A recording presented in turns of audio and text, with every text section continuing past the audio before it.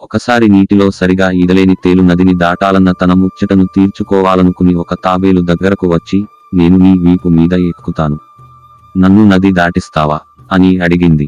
బదులుగా తాబేలు, నేను నది మధ్యలో ఉన్నప్పుడు నువ్వు నీ కొండితో కుట్టావంటే నేను మునిగిపోతాను కదా. తన సందేహం వెలిబుచ్చింది.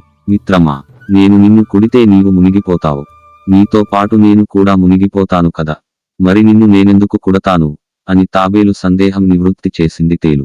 అవును, నువ్వన్నది నిజమే, సరే ఎక్కు అని తేలును తన వీపు మీద ఎక్కించుకుంది తాబేలు. దర్జాగా తాబేలు వీపుపైకెక్కిన తేలు, నది మధ్య భాగంలో ఉండగా తాబేలును తన పదునైన కొండితో కరవడంతో నొప్పికి విలవిల్లాడిన తాబేలు నది మట్టానికి చేరుకుంది.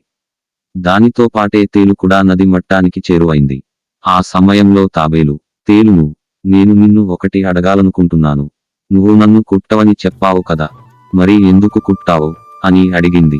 నేను ఎవరినైనా కుట్టే సమయంలో నేనేం చేస్తానో నాకే తెలియకుండా జరిగిపోతుంది, అది నా స్వాభావిక లక్షణం, దానికి నేనేమీ చేయలేను అని చెప్పింది తేలు మునిగిపోతూ.